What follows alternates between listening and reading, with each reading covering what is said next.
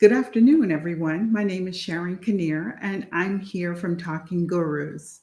This afternoon, I'm here to talk with you for a little while about focus and research addiction and essential oils.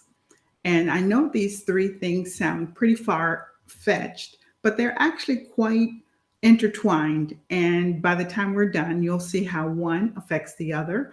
And hopefully, we can actually find some tools that will actually help you in finding ways to focus better and to concentrate better. Life is really fast, and you find yourself overwhelmed in simple things simply because um, the phone rings. Your phone is constant. Well, yes, your phone rings, your email comes in, you look at the email box, and if yours is like mine, anywhere from 100 to 150 can come in the morning, and then in the evening, you have a deluge that comes in. But that happens in between the rest of your day. You have clients, or you have manufacturing that you're trying to get done. You have words. You're doing wordsmithing that you're trying to get done, or copywriting that you're trying to get done, ads, and not to mention if you're just doing coaching, all of that in the course of a day. And that doesn't even get into your personal life. And if you have kids, if you have a dog, you're married, and of course, you need to do some self care because you have to eat, you have to shower. So, how do you get all of that done, maintain your focus, and actually keep yourself abreast of everything that's going on during the course of a day or the course of a week in some cases? Well, it's kind of hard. And we've all learned to deal with different types of tools to help us actually get that done. I'm going to talk about three different types of essential oils that will help you to focus and help you to get off the research addiction wheel so that you can actually start to move forward. First, I'm not quite sure if you know what essential oils is. I know most people have heard of lavender because that was the very first essential oil that came out of what I call the woo-woo world and made it into mainstream. And by that, I mean, for a long time, essential oils was considered to be something that was over there in that mystical, magical world where it really wasn't quite, you really weren't quite sure exactly what it did, but it did something for some people. It's They started studying it, and they came out with some great reports on it of as its effectiveness. Now, essential oils have been around for over 6,000 years. That being said, it has a lot to offer. And lavender is one of the ones that's well known for calming, but it's also great for as an antiseptic, but mostly for calming. And it's one of the safer ones. Um, so that so in my case, one of my favorite oils. Getting stressed is something that happens to me all the time, and it's very easy to knock me off my day. So I keep lavender around me all the time. But sorry. So my one of my favorite, as I just said, one of my favorite oils is lavender. In trying to maintain my focus and trying to maintain my schedule that I set for myself every day, I find that it's important for me to actually have something that actually keeps my balance, keeps me almost on balance, because I don't know that there's really is such a thing as balance there, because it's something that you're measuring on a day-to-day basis, on an hourly basis. Some days you win, some days you don't, but it all works out in the end. um, so so using these, or finding a way to actually incorporate these into the course of your day, you find that it's not always the most difficult thing to do, but it is one of those things that once you're consistent, you find that you don't even think about it. It just is. And you want to get that way with something that actually works for you. One of the best ways to incorporate um, essential oils into your life, or lavender for one, is simply with a diffuser. So a diffuser is something that contains water. You put a few drops in. You can plug it in. Some are battery operated, and you turn it on. Most of them are timed, and they will turn themselves off. And it emits the essential oil out into the air. So these molecules go out into the air, and depending on the oil, it will either wake you up, it will calm you down, it will help you focus, it will help the concentration, it will uplift the moods. It all depends on the oil that you've chosen to put into your diffuser for the day. The reason why I talked about lavender first and it getting out of the woo-woo world, because that was one of the ones that most people understood that they could actually use, and that they could actually use. It was safe to use, and they could actually see the effects. They could feel the effects of it and understand what was going on with them. Now, how does that work for someone who's research addicted? I coach people who love to talk about their niche. But the people that I coach are people who haven't started yet. They know so much about their niche. And there's some come from the corporate world, some come from hands-on world. And if you were to ask them to tell you in a paragraph what they do, you would feel so informed after talking to them. But if you were to talk to them about, are they ready? They would tell you, well, I need to find out this. I need to know that. I'm not sure about X. And they don't get the concept that they have enough. So it's important that they understand, or that I'm able to get across to them, you are enough and that you have enough knowledge. But you have to get started, because business is about action takers. It's about simply getting started. So in this case, with the essential oils, you have to actually get their mind to slow down, as well as get them to take action. It's almost like it's diametrically opposed, but you can actually get it done. So using lavender to actually get them to calm down so that their mind isn't racing so fast allows them to actually put a plan together that would allow them to move forward, and for you to actually help them to come to some understanding that there is enough knowledge that they already have, that they can help someone else, that someone out there is waiting to hear what they have to say, so that they can actually put their lives into action. Because whatever it is that we as coaches have to offer, someone is waiting to hear it, and their lives are on hold until we have shown up to tell them what it is they're waiting to hear from us. So in helping someone to get started, I consider that to be a big thing. Helping someone to get started is a big thing. Becoming an action taker.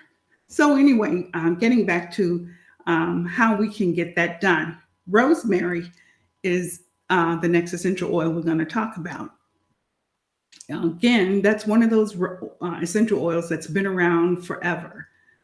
The early Greeks used to walk around with rosemary as a crown on their heads, because they believed that rosemary helped to help memory retention.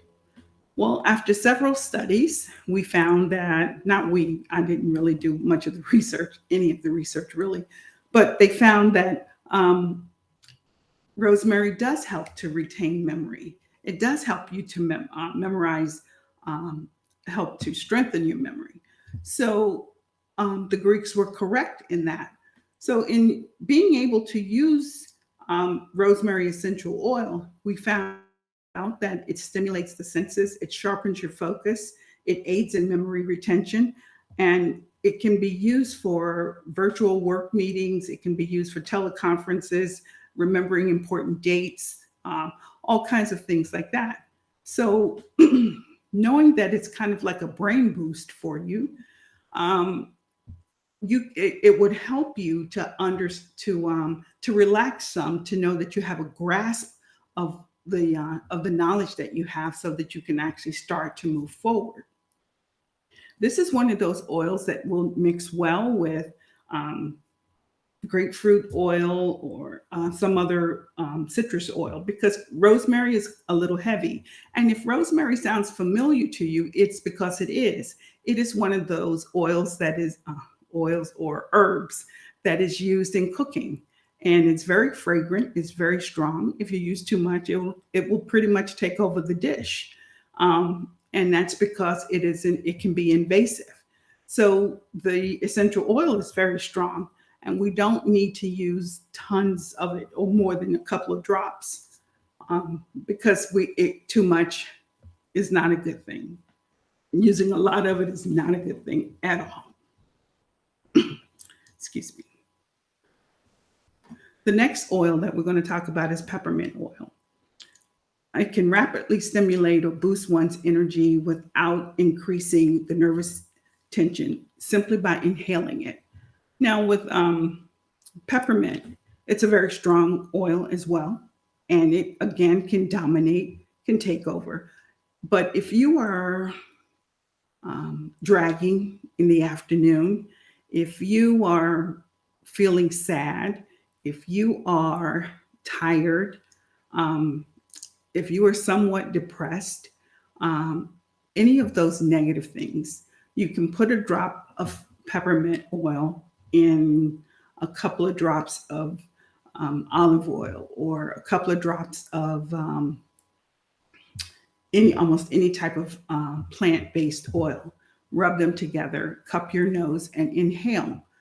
And instantly you will feel a jolt. And that jolt is the menthol from the peppermint actually jolting your senses, waking you up. And it will help to bring you almost like a caffeine jump, except you don't have any of the nervousness that comes with caffeine. And that's the beauty of this peppermint.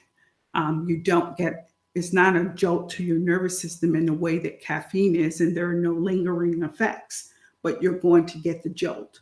So it's also very good for productivity, which is great. So those people who are research addicted will actually be able to get more production done. Not just research addicted, but anyone who's trying to get work done during the course of a day would get quite more production done because it's a mood elevator as well. So if you are feeling down, if you're feeling overwhelmed, if you're feeling depressed or sad, a boost will go a long way to increasing that, to uplifting the mood. So, of course, productivity goes up when that happens. And that's what we're going after. We're going after actually trying to do mood elevations, which therefore increases productivity and therefore increases the way you feel about yourself. Because nothing beats a high other than actually achieving a goal. So you set a goal for yourself to get X done, you get that done, you feel great. And let's face it, crossing anything off of your to-do list is a good thing. The third oil we're going to talk about is lemon. And I'm sure you know, everyone's had lemonade, not had lemonade because some people are allergic to lemons, but at least you know what a lemon looks like. And it's bright, it's sunny, it's almost neon. But also it's a mood elevator. It belongs in the citrus family, but it also helps people who have trouble focusing. It will help you to be productive, but it's also good for cleaning. It's good for elevating the moods. Excuse me, I'm sorry. It's good for mood elevating. It helps fight procrastination, which is a big part of people not meeting goals that they've set for themselves, or people who are dragging. So trying to help you to focus, any of these three oils that you could use together or individually in a diffuser would actually help you to become more productive with your day, with your week, with your year. And you can use them at home, you can use them at work, you can use them just about anywhere. If you don't have a diffuser, you can still use it. You can put a cup of warm water on your desk, put a drop or two in the cup of warm water, and you would eventually start to smell the vapors from the essential oils, therefore leading you to become more productive and being able to cross more things off of your list. I find that as people start to use essential oils, they find different ways to use them in their lives because you can use them for exercising. If you don't feel like going to the gym, but you know you need to, you can use peppermint to kind of boost you to get out there. Um, Sometimes you just want your house to smell good. You can use some peppermint mixed with lemon, or you can use some lavender mixed with peppermint. All of those work for all kinds of good things about your house or your home, the air in your home, cleaning the air in your home, helping you to breathe deeper, because we all know that breath work helps with productivity, helps with brain work, helps with memory retention, helps with focus, helps with concentration. So, anything that we can do to help us to breathe better, especially breathing from the diaphragm, where we're actually bringing in a lot of oxygen into our bodies, is definitely going to help. So, in bringing this kind of to an end, I want to talk about a little bit about essential oil safety. I don't think I can say this enough. More is not better. Just because you're using one or two drops does not mean that you have room to put more in. The essential oils are very powerful, and they can be very dangerous. You really don't need to do more. You should never put pure essential oils on your skin. They should always be diluted with vegetable or plant-based oils. And you can use it as a massage oil. You can use it in a bottle of lotion. You can use it in just about, as long as it's in something instead of going directly onto the skin. That's great. Um, you need to be careful if you have pets, and you certainly need to be careful if you have infants. They're not necessarily made for children. There are essential oils that are safe for kids, for infants through 3, and then for um, toddlers 3 through 5, and then children 5 through 7, and then um, 7 through 9. But that gets in way more into what we want to talk about. But my goal here is actually using these to help people understand and relax into themselves so that they can actually become more productive, so that they have some tool on top of other tools that they have to become more productive, more relaxed, and in control of the knowledge that they already have, so that they can actually become the coach that they want to be.